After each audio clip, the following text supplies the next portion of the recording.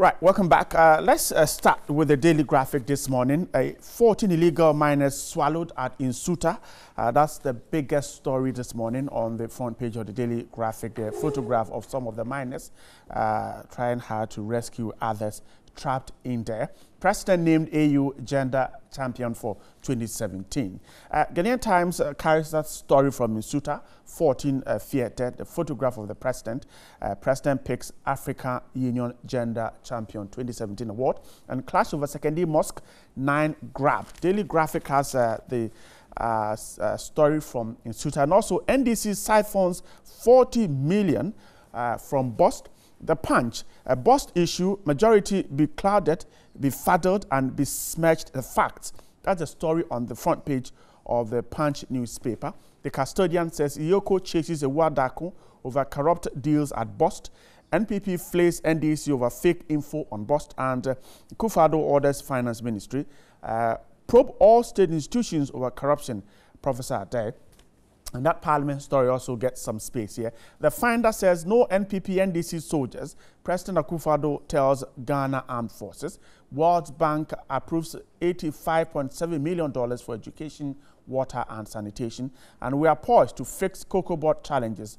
That's the chair of Cocoa Board. The statesman says don't allow special aid to undermine DCDs. Minister cautions MDCs. Those are some stories I have with me on some of the papers with me. My guest this morning, Member of Parliament for the Damongo constituency, Honorable Mutawakil Adams. Good morning. Good morning. I'm grateful to have your time.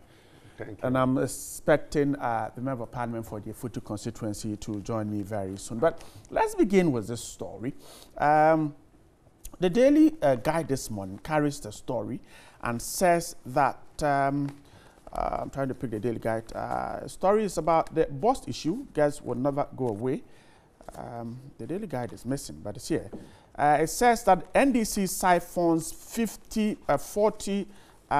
million cedis from bust.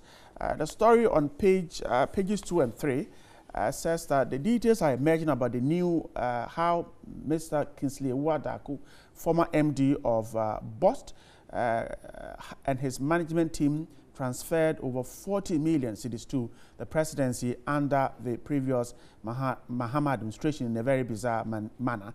It is unclear into which account the huge payments were made, but Daily Guide understands that about 40,500,000 cedis was transferred secretly from bust between August 2015 and early January this year. That's a story on the Daily Guide. Now, the custodian goes this way. Yoko chases a Wadaku over corrupt deals at Boston. The story is suggesting that Yoko is said to be chasing the immediate past managing director of Boston over business transactions which have caused huge financial loss to the state. He's also accused for engaging in some surreptitious business deals, overpriced contracts, and transfer of millions of cedis of the taxpayers' money to the presidency and the office of the chief of staff under the Mahama administration. We'll tie that story in here because Professor Adair is suggesting in the same the custodian newspaper that probe all state institutions over corruption, and he is calling for a holistic investigation into all government institutions following allegations of corruption in some state agencies. The Punch newspaper carries the same story. Bust issue, majority be clouded, be baffled, and besmirched the fact. The story is suggesting that the fact as given by the majority at their press conference simply were not the truth. It urged that the probe to be conducted by a high-powered committee was needed to expose all improprieties committed at bust over the period, including the contamination of fuel, to provide the basis for prosecutions. Those are the stories from the camp of that story, the bust story. Let me start whilst we wait for Honorable Afinyamake. Now, the suggestion to conduct a probe into these allegations is welcome, but the concerns have been raised that why government has waited all this while for the issue of contaminated fuel to be out before issues about the former MD's alleged inactions are being let out. Yeah. Is the minority concerned about this? Yeah, Sorry, thank you very much, and good morning to our cherished viewers, and more especially the good people of Damongo constituency. Yeah, as minority last Tuesday, about a week today, we held a press conference in respect to contaminated fuel and the manner in which it was handled. Right. Moving Pina came in, applied to buy the contaminated when it wasn't registered, both at the Registrar General and at MPA. Took this fuel solely to Zoop Oil. Zoop Oil also not registered with the National Petroleum Authority, MPA. And we raised several issues in relation to that, including conflict of interest, insider trading, coming up with briefcase companies, set up a company just to be like a middleman. And it became clear that there were certain wrong dealings there. The majority, in a bid to respond, wanted to divert attention. This is just to divert attention from what is happening at BOS currently. Because you had the opportunity 6 months to have laid out this thing and investigate. You should have been prosecuting by now. That is why Ghanaians voted for you. For the fact that 6 months down the lane, you have done nothing. And only when the minority raise issues in relation to this gargantuan corruption in BOS, you want to divert attention. But before that, we met BOS about 2 weeks ago. Right. They outlined certain projects they had suspended because they wanted value for money audit done to ascertain whether it reflects the true value. And where necessary, they will take the necessary actions. And we say, okay, go ahead. When you get the report, let us have it. But do what is right for Mother Ghana.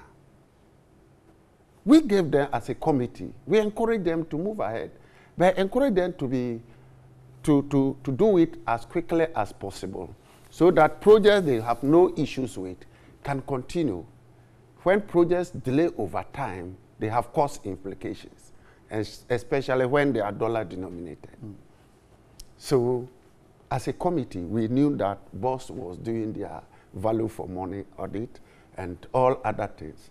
But picking all of them now, box them into their press conference was something like a propaganda agenda.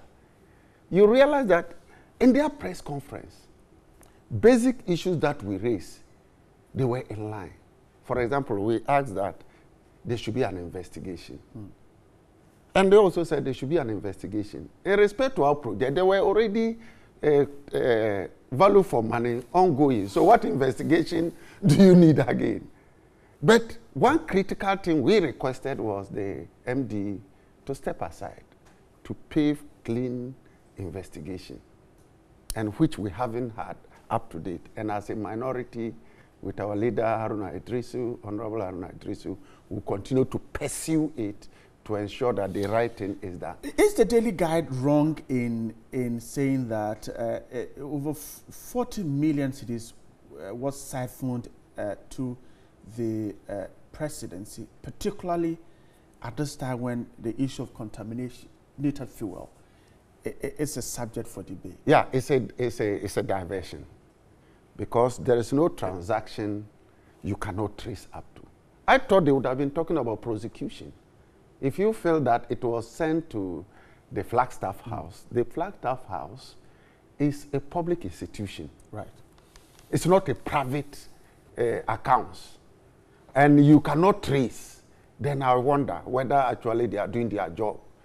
And if that is what they have been voted for to come and do, to only allege and cannot trace, cannot give the people of Ghana the facts, then we are in for trouble. And I'm not surprised that this corrupt acts within the few months is so high. One, if you say money has been transferred, there must be traces, because it's not physical cash from somebody's pocket to another person's pocket, because it's a bank account. If it is cash, who cash it? There must be a name. And most of the banks will normally take photocopy of the ID of the person who cash money. And if it is a bank transfer from one account to the other, it can easily be traced. So they lack defense in respect to the serious allegations that we have raised. And with the facts that we have presented to the people of Ghana, they needed to divert attention. I see. The paper, Daily Guide again says, for instance, that under Mr. Wadako's tenure, about 36 unlicensed entities were made to buy contaminated fuel, and records show that between March and August 2015, the previous Bost management sold 8,190,000 liters of contaminated fuel to 24 companies that were all unlicensed, as well as another 12,400,000 liters sold to another 25 unlicensed companies between January and November 2016. Yeah. Do you see this as also equalization? Let first of all determine the authenticity of what they put up. I think that majority having space to operate and holding their press conference, the first one is to bring facts.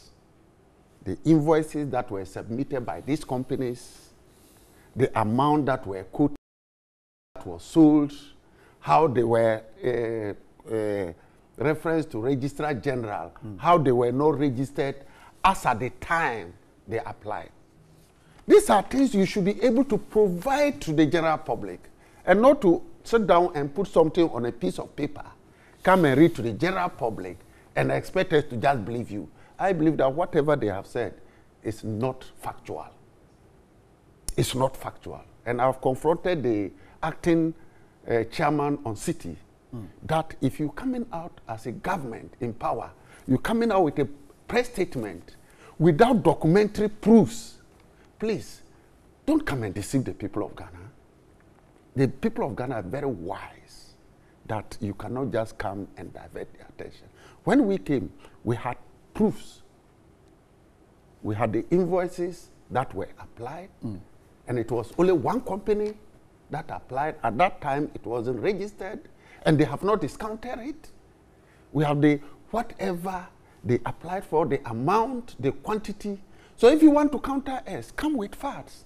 I don't think that from 2014 to now, you go to Bost and you now have documentation. There will definitely be documentation. And as majority, we minority should be having problems assessing documents, not majority. That is one. Two, so it is factual, not factual. Two, you have an issue. Why didn't you bring it up long time ago? That, oh, when we came to office, we realized that there were certain irregularities that has happened. Because if a company is not registered, even though under Section 13 of the Company Act, pre-incorporation, but the promoters are very critical. And registration with NLA, NPA, that is National Petroleum Authority, is very important. If you came to power and realized that what these people were doing wasn't the right thing, do you continue with that? That is the question. Is that why Ghanaians voted you for? Nana Addo Bawumia government, is that what Ghanaians voted you for? That if certain irregularities are done by previous administration, as a result, you are being voted into power. You come back and you continue with it. When red flags are raised, you say, okay, you also did it some time ago. I think we've passed that stage. So, and therefore, majority must sit up. So for you, government 6 months is enough to begin to set the ball rolling for some of these investigations. And so if government is not talking and is silent, then it means that there's something wrong. Yeah, if as a government, you come into power and you only come with allegations when red flags are raised, then that means that you are in for something. You feel that when you were in opposition, it's abnormal. Then after gaining power, you feel that it is normal to continue with. If you thought there were irregularities and therefore certain things are done not in a manner you expected and use it for your campaign, and you, after getting the power, you feel that it's normal, then there's something seriously wrong. And I feel that the majority should sit up, they should do the right thing and stop blame game oh, you did this, so that is why we are doing this. I think wrong is wrong. So wherever you are. So, Professor, there's a session, or he advocating that government should begin to look at all these institutions based on what we've just heard from BOST. Is then in the right direction? As far as I'm aware, such things are already ongoing.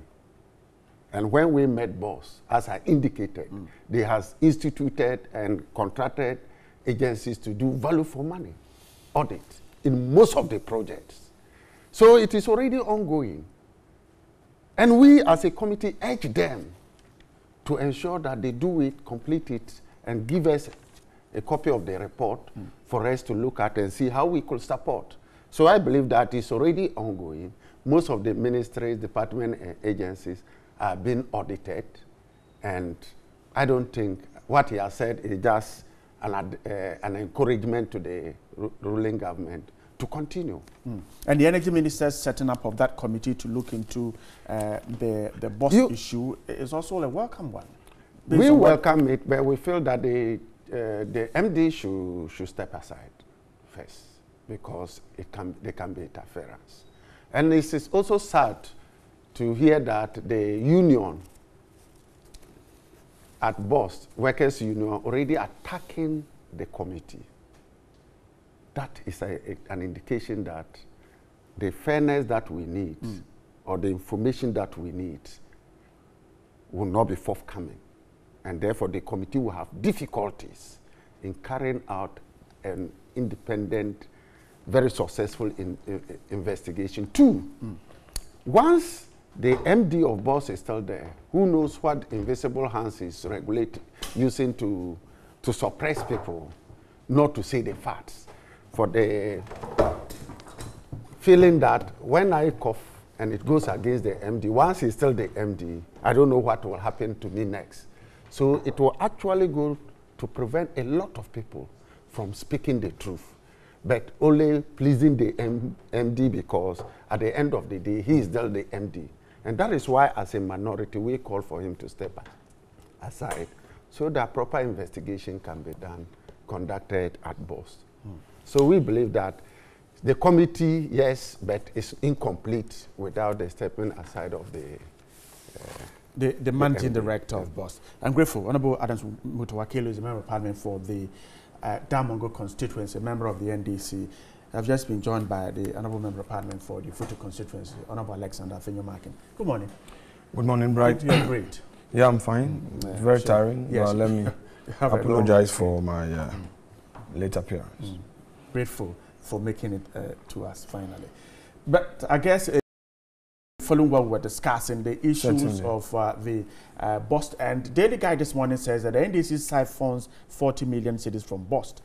That's the story on Daily Guide. It catalogs a whole lot of issues with the former MD, the issue of the office complex at Jowulu, monies that were transferred to the presidency, and several contracts that he signed before leaving office. The minority is saying that, well, they've met BOST. BOST has told them about the investigations they are doing into these projects, value for money audits.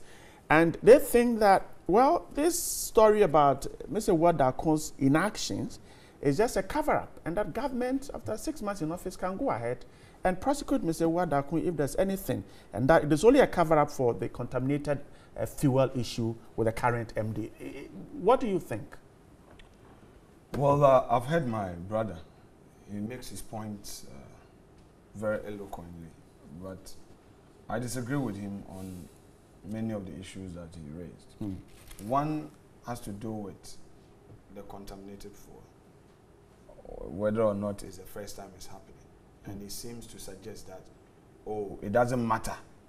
It's been the practice in the past. The fact that, can I finish? Can I finish? No, don't misquote me. Can I finish? No. I said my understanding of what you, please. You don't, unless you want to, you don't understand me by misunderstanding me. Don't worry, you right. Take note. Take note. Let's take note. I'll get you the chance to write. Please go ahead. He seems to suggest to the viewing public that those irregularities as it happened in the past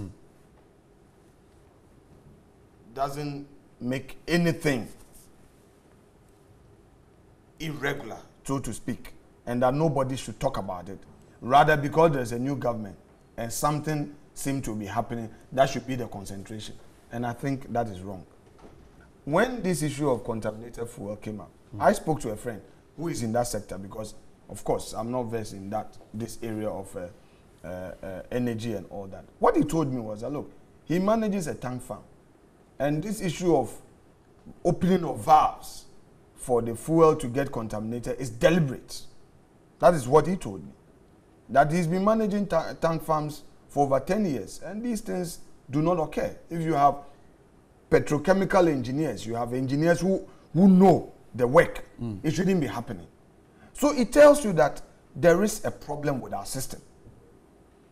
This MD, and the NDs would want to confuse the listening public and the viewing public. This MD came to meet that incident. It isn't that it was under his tenure.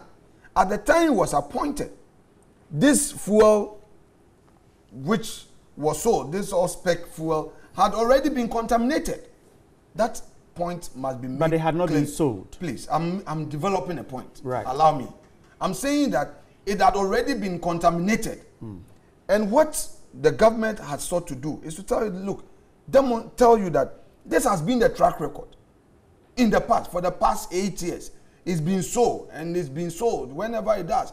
So I am more interested in we as a nation ending the so-called regular contamination. Why is it that at Bost, every now and then, fuel is contaminated? To me, that is important. And they should be ashamed of seeing the record that in the past, throughout their 8-year rule, it was happening so often and there was no antidote to it. That is where they should be ashamed of. Nothing stopped them, however, from criticizing any wrongdoing. Nothing stops them, however. Now let us look at the sale, the cost at which same was sold, the pricing. Was it so inconsistent with how much it is sold, or is it inconsistent with the past sales of such contaminated fuel to other would-be buyers? That is not the case. The joy, however, is that the ministry has been very forthcoming, very proactive in immediately setting up a committee. NPA has made its position known publicly. Said, look, let us investigate this. Now, my worry is the rather myopic approach in narrowing the matter on the managing director as a person. Yes, it is okay to You say think that he should stay in office for the investigations? I would demonstrate that in a moment. The question is, what are the issues to be investigated? Whenever we talk about people stepping aside, it is important to now draw the correlation. What are the issues to be investigated? One of which is that he dealt with 2 companies that are not registered. Is it that when you are in office, you are likely, is it probable that you would interfere with investigations under the circumstances? Looking at the fact of the case, I say no. The MD's continuous stay in office would not amount to he interfering. Now, let's deal with the issue. Are you able to explain that? I've explained. No, are you able to explain that? I have explained that. If he dealt with 2 companies that MPA says are not registered. I'm coming to you. You see, if you look at Section 13 of our Companies Act, businesses at the pre-incorporation stage can engage in contract negotiation. However, the caveat is that after incorporation, same must be regularized. So it is not illegal for a business at the promotion stage to engage in negotiations. So the MPA is wrong. I am saying that it is not MPA has come out to say that the 2 companies are not registered with the authority. So I'm asking, the NPA, does that mean that the MPA is wrong? hold on, don't confuse the 2 issues. NPA issued a statement with regards to registration with them. Right. We are talking about boss. Your direct question is that, is it wrong for a business to engage in negotiation for purpose of signing a contract proud to it being properly incorporated? No, I have not That asked is your question. No, no, so no. what is your question? No, but that's not my question. So what is is your question? I'm asking that the NPA said categorically that these two companies are not registered with it. Now, the MD dealt with these two companies. He is under investigation. His stay in office, is it likely to compromise investigation? Right. You are asking two questions at the same time. One, let's deal with the MPA issue.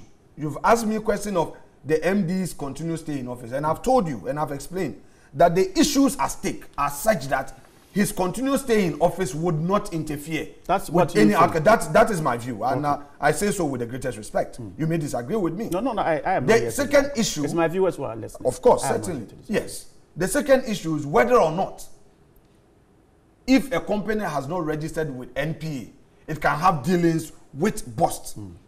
NPA would have to come out with a category of transactions of which a company would necessarily have to register with them before engaging into. If the facts are that the company, at the time it was having dealings with a bust, needed to have a registration certificate but did not, it will be a matter of fact. That is why there is an investigation.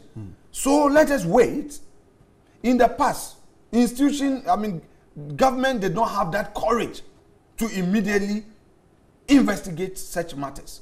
In fact, if the previous government had deemed it fit to even in one instance investigate why we're having regular contamination of our fuel, the nation would have been saved millions of dollars. Because bear in mind that these things happened for 8 years and same was considered regular. And I've told you this morning that a friend who is in that business tells me that getting such contamination so regularly is a sabotage, is deliberate, because he manages a tank farm and it shouldn't be. It's just opening a valve for air to get into the fuel, and then it's contaminated. That is his view. So it tells you that I'm coming. Okay. It tells you, without saying that something is happening today, we are justifying. No, that is not a justification. But as a nation, we are looking at it holistically. And I'm saying that for 8 years, a government turned a blind eye. It did happen. This very contamination happened before the MD who is on the slaughter took office. It is important it has happened. That it happened the first time in this government's administration. And they are not saying that, oh, we are turning a blind eye. We want to investigate. The government must be approved. Let me ask you this. Would the MD have done anything wrong if he had told Ghanaians that contamination is deliberate and that what he has taken over is also a deliberate attempt? Because we are told that some people had been sanctioned for that. Would it have been wrong to tell the public whose taxes pay him that I came to inherit this contamination, which is wrong, I'm investigating it? When the issue was raised by ASEP, the first thing Boss did was then to come out with the former MD's inactions, which they said is wrong. Would it have been wrong to tell Ghanaians that contamination is deliberate? Those who have been sanctioned will have to look at it and perhaps stop it once and for all, from what you've just told us? Right. You've asked a very good question, and it has to do with communication. You know, you are in the field, in the media, space, and you know that sometimes the way we communicate a matter can land us in trouble. Right. We may be right, but the approach, as we sit here, you ask me a simple question. If I am not careful and I answer it anyhow, that carries the news for the day. You may be right in how you find rather offensive the way Boss came out with its first press release. That's every reasonable person will ask that. You already know that there is some irregularity. You find it very offensive. You've even sanctioned some people. Right. That is what you came to meet. Why didn't you even make that one public? I agree with you. And in fact, that is the communication. And it has been put right that, oh, yes, this is what I came to meet. Those who were involved, those engineers and technicians, we have even interdicted them. Why is it rampant? Why did this happen? Okay, so maybe the MD's wrongdoing in the public's eye was that he did not communicate effectively. So now people rather see him as a public enemy, or people rather see him as a corporate, which is not the case. Politicians are pouncing on him because they think that, oh, he's done something wrong. Even people said that, oh, the business that bought the spec is related to him. All these things have been found to be false. I would edge. I heard my good brother Amako. So they've already been found to be false. I thought we're all waiting for no, please. Those are it's in the public. What I'm saying, public on the issue of hold on, we're all waiting for with respect. That company, we are told that it is owned by him. That was the communication by the NDC. I have seen the registration documents. I have seen it. And clearly, the man's name is not there. He is neither a director nor a shareholder. So let's put that to rest.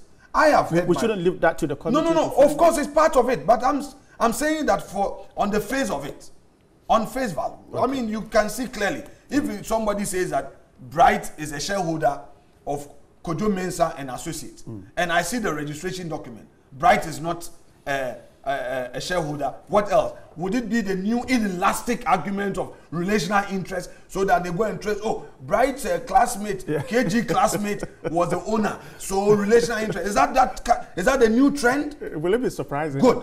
It won't be surprising. Okay, all right. Because that's a new trend of the minority. In any event, I heard the former energy minister on the floor of that. I'm going to let me finish. You finish. You go ahead. Go ahead. So no. I'm bringing you very soon. Take it easy. Now, I have heard my very respected, honorable friend, Amako Fibua, make his own views known on this matter. And last week on the floor of the House, he registered the point that as politicians, we should be constructive. And even where we want to play the politics, we should play it on the basis of facts. This is my admonition to the NDC this morning. Right. You can criticize. I don't think for 4 years that I entered parliament, for 8 years that we were in opposition, we narrowed matters at personalities. We dealt with the issues. That this is issue 1, that is issue 2, deal with it. I'm grateful. So what Amako Fibua said, I want my great one. Member of Parliament for Damongo constituency. Great one. Deal with the issues. Okay. And stop playing to the gallery and the man should step down. He's itching to because talk. he's spoken enough. I'm grateful. So I should and you interrupted me. First and foremost. No, don't interrupt. First and foremost. At least he must taste it. First and foremost. Okay. Let me make it clear that Awad Dako, the former MD, left office on the 6th of January. Right. The contamination happened on the 18th of January. But the MD had not been appointed. I've made that point. I said Obin came after. Excuse me. When somebody he doesn't have that as a family. What left on the set? When you come as an MD. When you come as an MD, when we've made the point, you must guide the discussion. Excuse me. You are the host. No, wait, he's made his point. And what is his point? When he came to, when he doesn't know that as a fact. he left on the set, you sacked him. You gave him 2 hours to leave. Please. Okay. You people. On the set, we are not assuming. You hold on. You see, I'll give you the chance. He said on the sit we gave him 2 hours. On the sit it was still that. Excuse me. You just hold on. On the 18th, the contamination happened. The MD please allow him. I'll come. The MT came, and we believe that every MD, propaganda. Once you come, you accept both assets and liabilities. If you don't accept assets and liability, you shall say, oh, this contamination, I wasn't there when it happened, so I don't want to involve myself in it.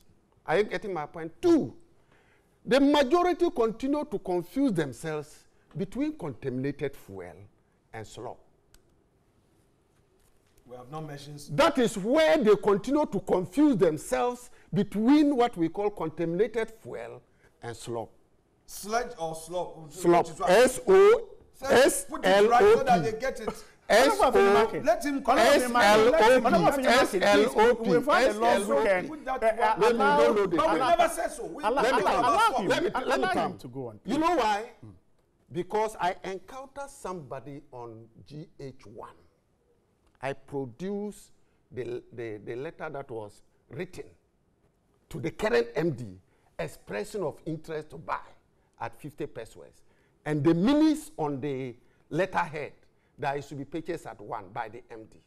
At they 1 said, cedi. request 1 cedi, request for the purchase of contaminated fuel. My opponent brought another request. Right, eventually, how much was it? Brought request. Let me come. So. Let me come. Eventually, how Brought, much was it? brought another request. Go on, I'll come to He you. also produced his document. And the document request to buy slop. And therefore, the difference was very clear. Slops arises as a result of when you store fuel for some time, there is residue. Right. And it is normal that when you emptying the fuel through the gantry, you have to open the manhole for the residue to get out. Then you sell that one. My brothers continue to get confused. So they lump up slops and say, oh, it has been happening for 8 years. That's not been happening for 8 years. The great one. So let's make it very, very clear that it has not been happening the 8 years. 8 years. Contamination. Oh, but that's what has been happening. You gather your slops and put it together and tell Ghanaians that they are contaminated for they are not. That is not the true. Downstream petroleum industry is very critical because any mistake that you make lead to a lot of destruction. Our vehicles, commercial, flights, trains will have problems with their engine. And that is why we have strict rules. And therefore the setup of what? NPA, National Petroleum Authority, which is very critical. Because any mistake can lead to any disaster. And the upstream, we have Petroleum Commission. The fact that the MD, Managing Director, decided to take a decision, he shouldn't distance himself away from the problems. And ultimate responsibility is very critical. If I'm the head of an institution and the staff within the institution takes a decision that affects the image of the institution, I say, and they want to investigate, I will excuse myself. Because ultimate responsibility lies on me. It's because I didn't do my work well. That is one. So saying that he didn't do anything and therefore he should be left to be there, the concept of ultimate responsibility lies on him. And for not to interfere with the affairs of the investigation, please honorably say, okay, I'll excuse myself. I'll recuse myself when you finish and I'm cleared. That is okay. That is how a gentleman does work. 3, he indicated completely that when they checked the registration, oh, there was nothing, and therefore if I have a friend, we did the Company Act amended, and we brought it beneficial ownership disclosure. And in that, we have what we call politically exposed persons.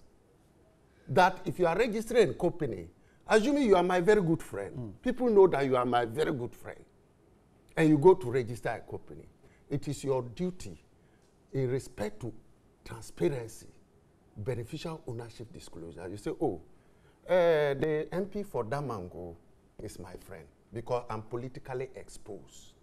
So that if you have dealings, they will be able to know whether I have influence in getting you good jobs or not. And this same thing happened in Nigeria in the 2011 thereabout, where they set up briefcase companies. I get my in-law to set up a company. Just like what happened. It acts as a middleman. The person takes the distance. He has no even storage to keep the fuel. And the same downstream, I quickly sell it at a margin to another company. So, and make milk. And that is why in the petroleum industry, disclosure is very important. That's where we press on that beneficial ownership disclosure is very critical, and the company law has to be amended in line with. What is the nexus? What is the nexus? Now the other thing is that 3, what is the nexus? saying that the registration of the company as a minority, we didn't say, oh, he's the owner. We said his good friend's name is on it.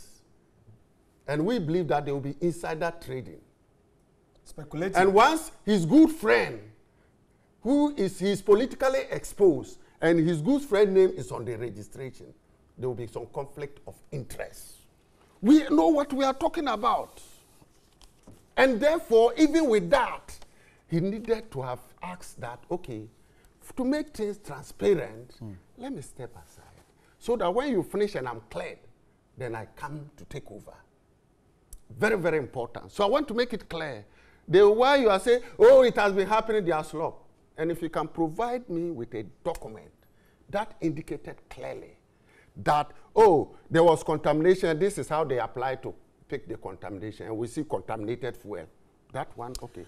The only time I would say there was a problem with contamination was 2013, and it wasn't sold. It was blended at all. So it was Senator blended it and separated the fuel. And then Tor engaged STL to take responsibility for the management, because they realized that after the 2013, there is the need to put certain structures in place to ensure that contamination. And if it is contaminated, a particular company will be liable. Right.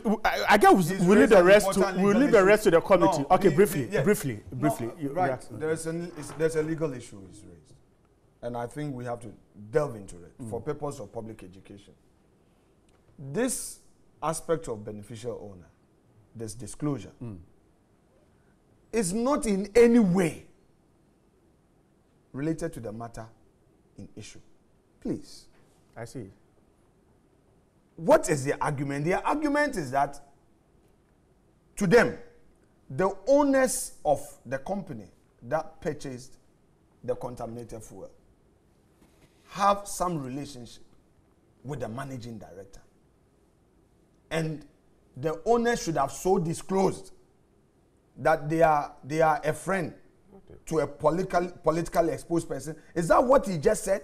Who are these owners? What level of friendship? You see, in your attempt to bastardize somebody, don't lead us into a plateau of conjecture and confusion. Where are you leading us into? Are you conceding that there are... The law, no, the law as he quoted. That's why I'm saying that he's raised a legal issue. You've quoted the law, and I agree. Quote the law to support your argument. But in so doing, relevance is key. What are you saying? Are you saying that the company that purchased the fuel, the owners or the owner of that company is related in some way at any level with the MD, and that there was some failure of disclosure? What does the law say about that? No. He's quoted a law, and that's what you're referring to. I am saying let me let you know where the issue of beneficial ownership became relevant. I am saying that the person who bought, the entity that bought the fuel, he is saying that under the principle of beneficial owner disclosure, there should have been a disclosure at the point of registration, because you do that at the point of registration. What are you arguing? What are you saying? What is your beef with that? What he said? My beef is that it is completely irrelevant. That he doesn't. That the beneficial ownership. My brother is confused. He's misquoting the law.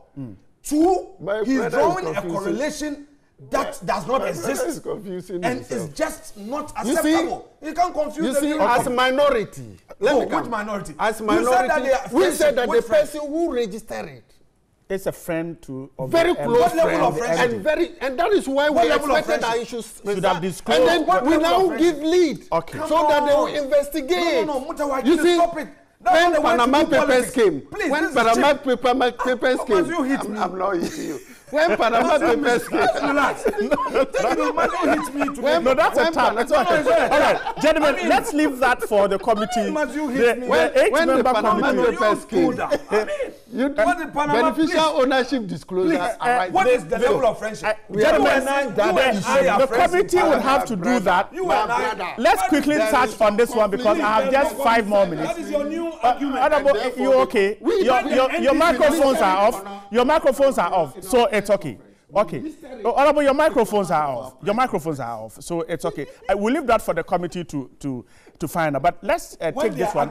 I have just 5 more minutes to wrap up. We are in a danger. Let me come to you first. 14 legal miners swallowed at Insuta. That story is captured by almost every newspaper. 14 illegal miners killed yesterday. No, swallowed by at Insuta. Disaster at Insuta. Time said 14 dead. Feared dead, not dead. And that's the story. Honorable Fimaki, so the fight against illegal mining, we're making some inroads, and yet some people, recalcitrant ones, also want to engage in the act. Can we say that this is an isolated case, or perhaps it is happening in other areas which we're not aware? Well, I wouldn't say it's an isolated case. Galamsey or illegal mining is widespread.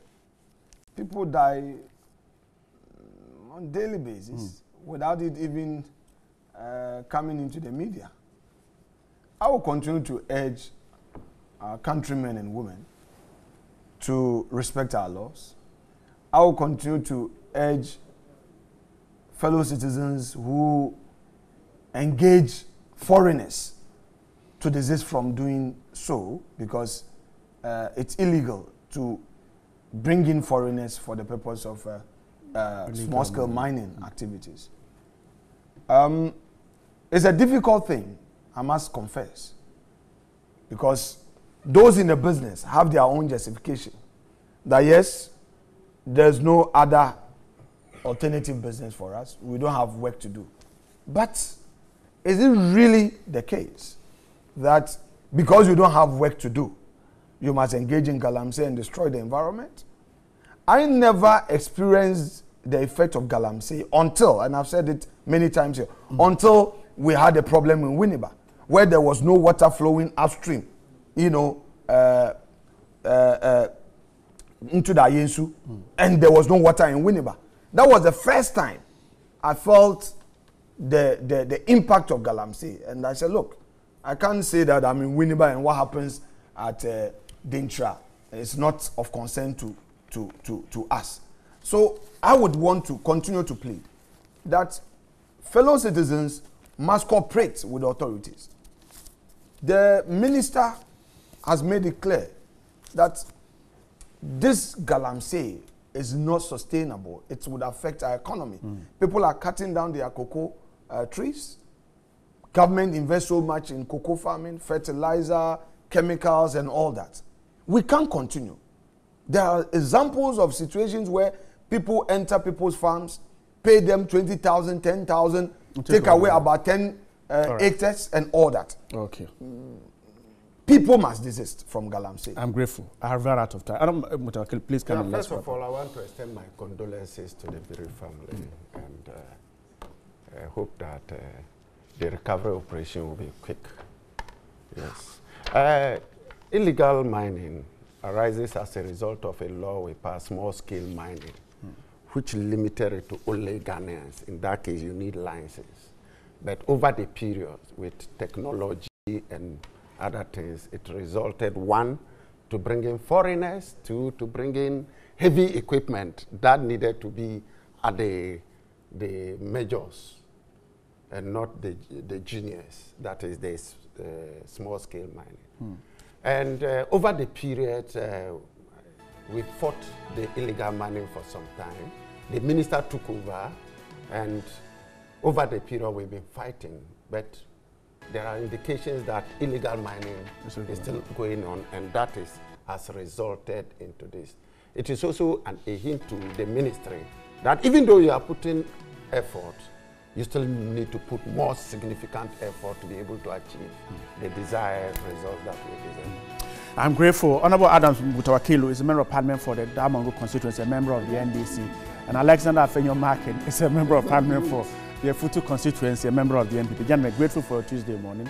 And thanks to my friends. Those of you who stayed out there to be part of the show, we're also grateful that you stayed.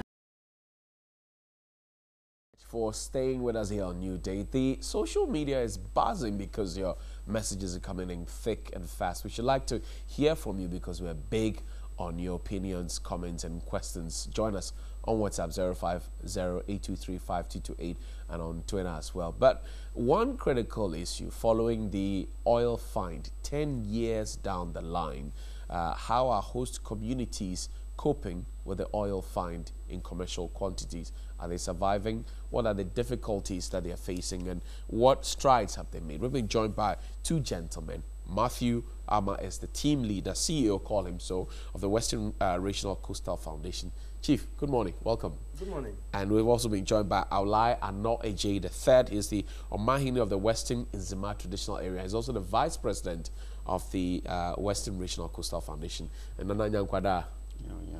So welcome. This morning we want to have a conversation about the impact of the oil find on communities that host this natural resource.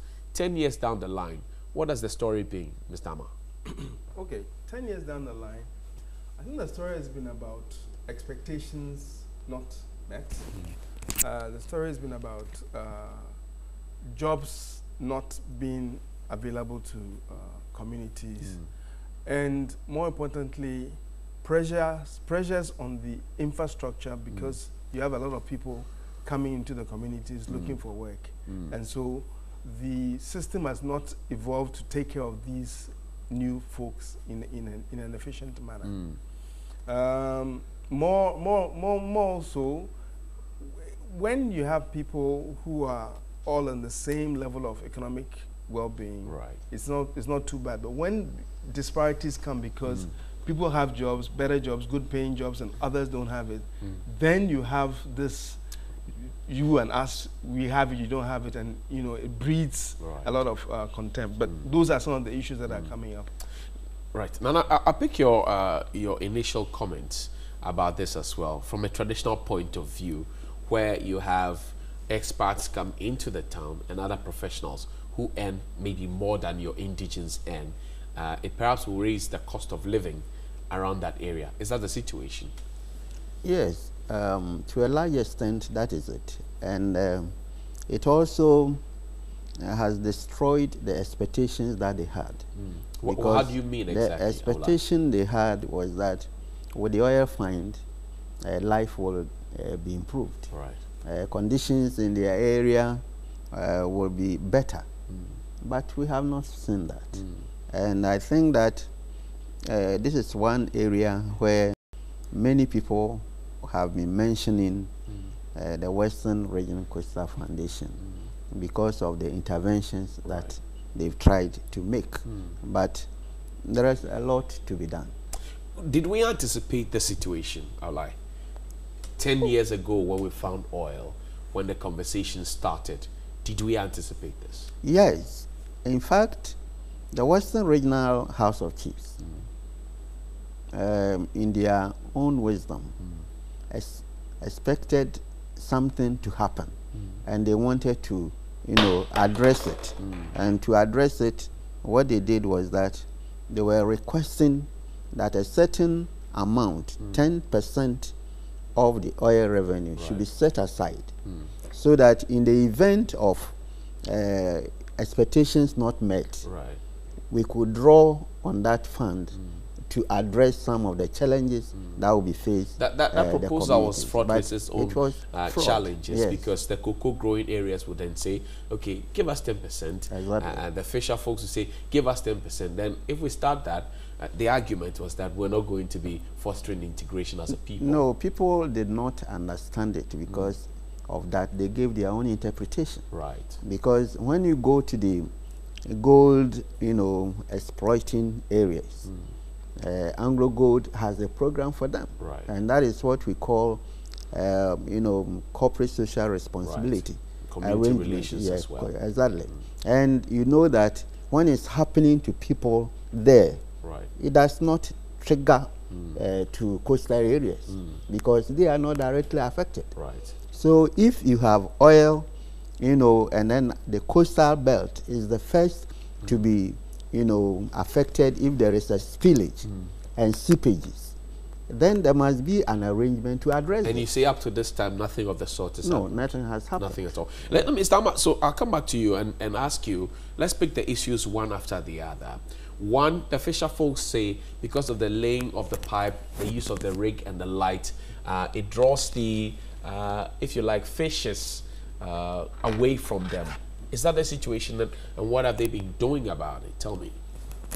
Okay, I mean, there are a number of issues around sort of a shared space between the oil and the fisher folk, and there's a constant discussion as to how those solutions can be had. I don't think as of now there is any real solution there.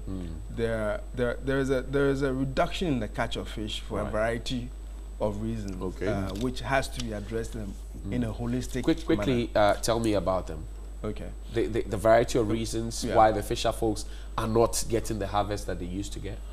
I think that basically we tend to have overfished our seas, not just the small canoes, the big vessels, and so we have to have an organized system. It has to be a regulated fishing environment.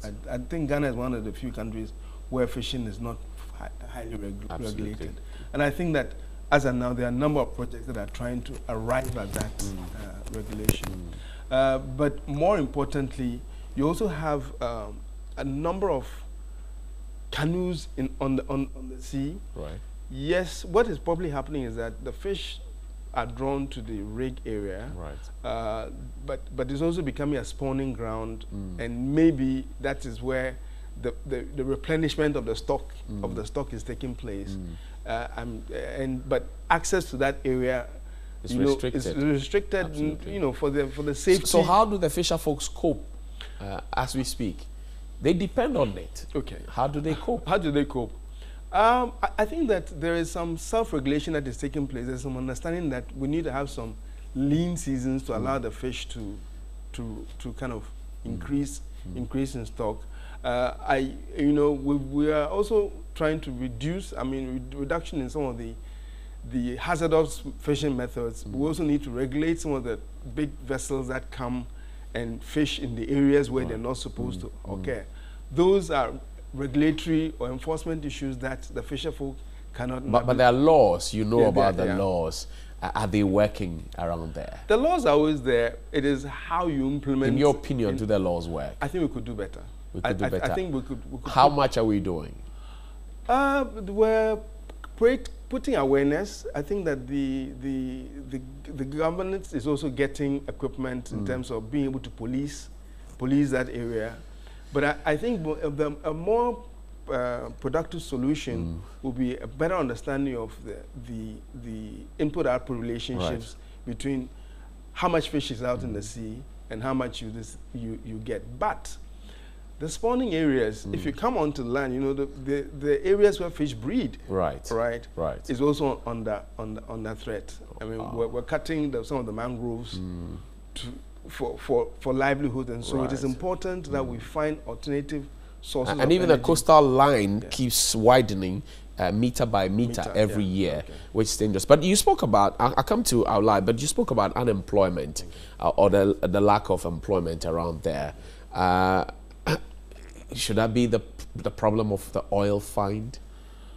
I think that it is our total responsibility to reduce the unemployment, because if unemployment goes up, it breeds other vices. The Western Regional Coastal Foundation, which is the NGO that we Nana and I, Nana is the vice chair, is set out to do a number of things, to create a platform for people to voice their concerns, and for communities in the villages to voice their concerns, to fashion out issues, and for us to take some of those concerns to the government, to the oil companies, and to others who have their doors been opened to you? Yes, the doors have been opened. They've got to receive some of the things that we get, and then we also use that platform to fashion out interventions. We've just come out with an aquaculture demonstration pond to show that yes, fish may be going down in the sea, but we can focus on aquaculture. Cultivating catfish.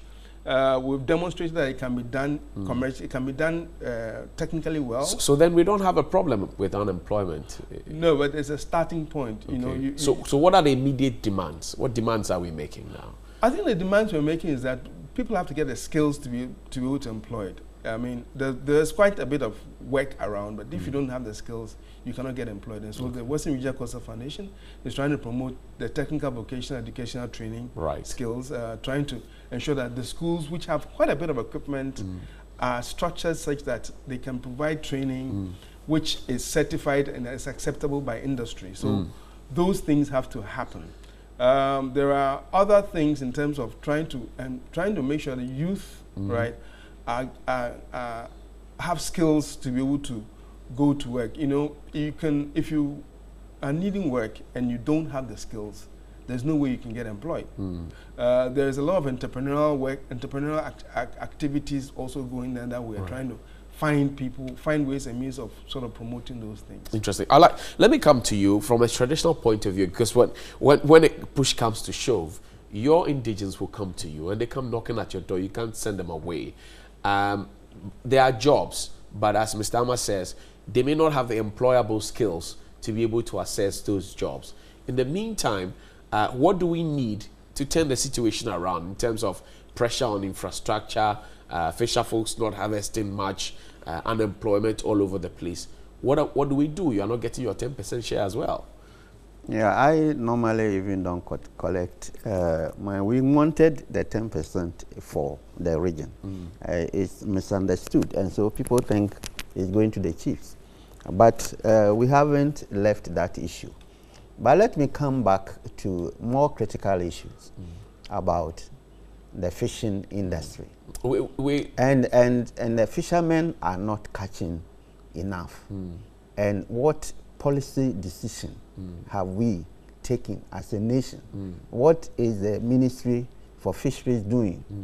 The fishermen, have you engaged them, Aulai? No, yes, we have several times. I mean, what have they told you? On this program, I'm talking about. I know.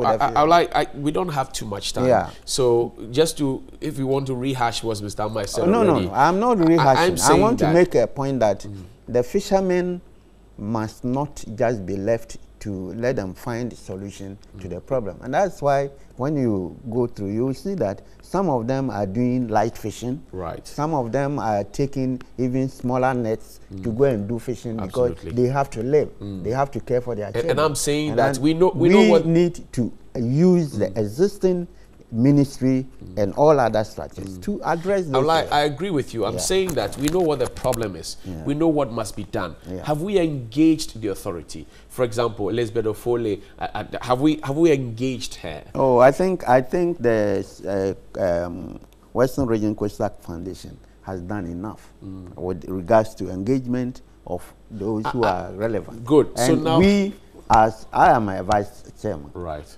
And therefore, if the organization is doing it, we do it together. Absolutely. What have you been told? Because you know what the problem is. But what have you been told? You've told them the problem. What did they tell you? Because no, they are more interested in getting task force people to go and prevent the people. That is their answer, which is wrong. It's a wrong approach. Yes. What do they need to do? You don't just go and put task force people, arrest the fishermen, take their nets, and sometimes even brutalize them. Right. It's wrong. So what could they have done better?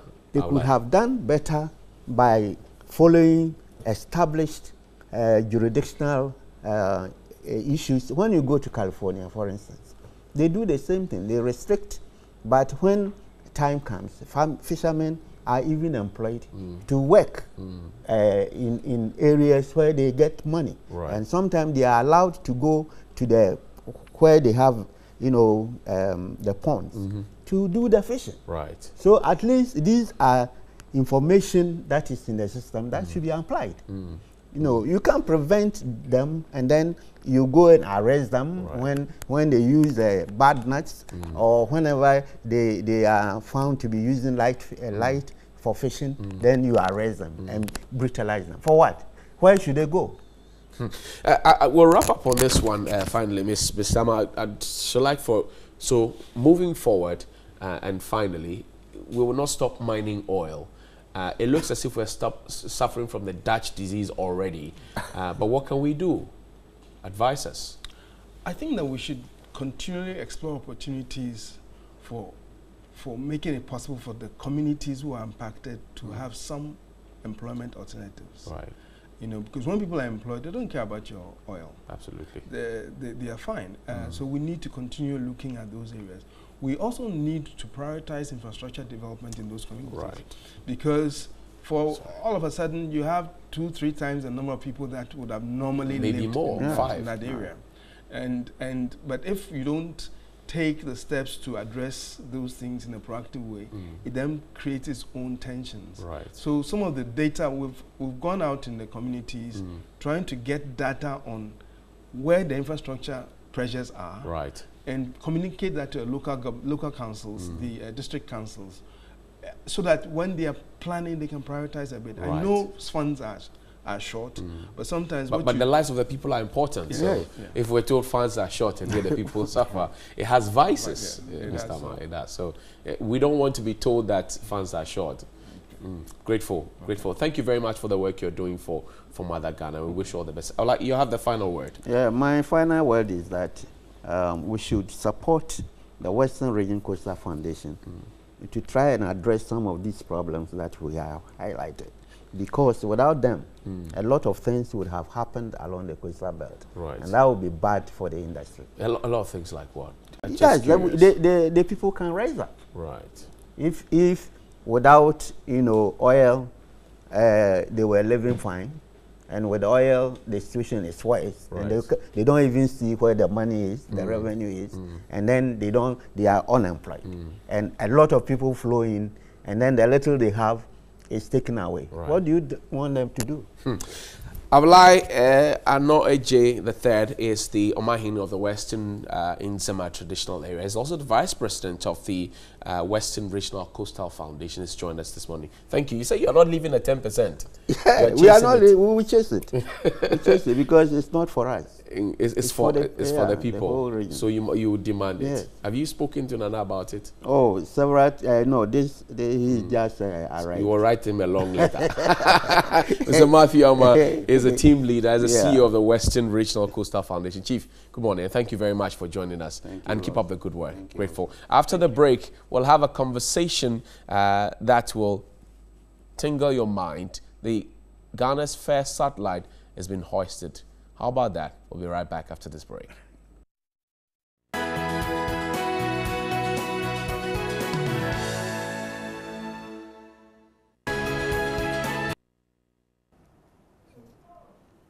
Welcome back. So we're discussing a very interesting thing that happened in Ghana. GhanaSat-1, the first satellite, was launched on June 3rd, but today is going to start its mission. And joining me here to speak, I have Jones Abuaji. He's the Assistant Registrar at the All Nations University College, and also Ernest Mate. He is one of the engineers of GhanaSat-1. Welcome, gentlemen. Thank you very much. Well, so GhanaSat is starting off its mission today. What are we looking at? What does it aim to achieve? Thank you very much. It's actually starting the mission on the 7th of July, 2017. Okay. It will start its mission by the release from the International Space Station, which will be on the 7th of July and to be covered live. After the release, about in 30 minutes, it will start taking images of the coastal plains of Ghana and also broadcasting songs from space. Okay. So these are the two main missions it has on board. Broadcasting songs for who to listen to? Actually, that mission is for educational purposes. Okay. What we want to achieve is to try to teach students or engineers how to encode information on a satellite and then transmit it from space and receive from ground. So the song was just a test bed. We just encoded the Ghana National Anthem and some songs that relates to Ghana's independence. Okay. But actually what we want to achieve is to train students how to encode information on the satellite and then upload it to the satellite and receive it on ground. Right. So as you're training, I understand, Jones, that your university is giving scholarships to some number of students for this training purposes. How's that going? We are giving 100 scholarships to SS graduates, those who want to go to the university and study engineering. So when they come to the school premises, they should just pick a form for free. We are just giving them a scholarship. That is what All Nations University stands for. Okay. And to add to it, the purpose is that we're looking at GhanaSat-2 and we're trying to raise a group of engineers who have gone through the All Nations engineering system as we also went through, so that they can be fit to build a satellite. So that was the purpose for which he is giving the scholarship to the students. And let me ask you something. You have 2 other colleagues with which you formed, a group to make the GhanaSat-1 work. What for you was the motivating factor to think that Ghana needs to launch a satellite at all? Thank you. So I would acknowledge the 2 other colleagues of mine, Mr. Benjamin Bonsu, the project manager, and Mr. Joseph Kwanzaa. And also we have a team in Ghana who corresponds with us. That's Mr. Aaron Yankee and Ms. Sharon Sapo. The main motivation, I think, came from the president of All Nations University, Dr. Samuel Donko. He believes strongly that the black man is capable of managing his own affairs, and he talks it into our head always. So he pushed us into space science technology because the black skin has not yet stepped into space. So after our project work and completion of our bachelor's degree, he came up with this idea that let's go into space because Ghana is not yet into space. So that was the motivation which we had from him. Ghana was not yet in space, but I hear Nigeria had done some satellite launches in previous years. Did you take any cue from them to try and make your model better so that we don't have any challenges they had in, let's say, coming up with theirs? Yes. It is very expedient for a satellite engineer to read about other projects and what might have gone wrong or what they did which others didn't do. So we did read about Nigeria Sats 1, 2, and 3. But some of the satellites are not functional, but others are. So we had a clue from them. But mainly our resource was from the Japanese University, Kyushu Institute of Technology in Japan. So we allied with them, and they provided some help to us.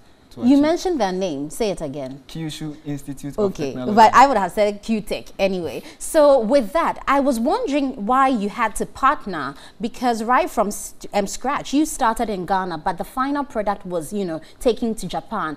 Does Ghana, in that view, is Ghana prepared to support our science, program so that we can do it fully funded by Ghanaians? Thank you very much. So the reason why we are tagging this GhanaSat-1 as an educational satellite because in the field of space science, there is an extent to which a private entity can go. But for GhanaSat-2, it is very important to collaborate with the government if you want to do water pollution monitoring for the whole country. So there is what we can do by collaborating with the government. So we're also calling on the government. And actually, Nana Akufo-Addo has been great, and he's been motivating the team since the day that he heard of GhanaSat-1. But then there's a call for more partnership, even with governmental agencies, such as the Environmental Protection Agency, NADMO, and the Ministry of Science.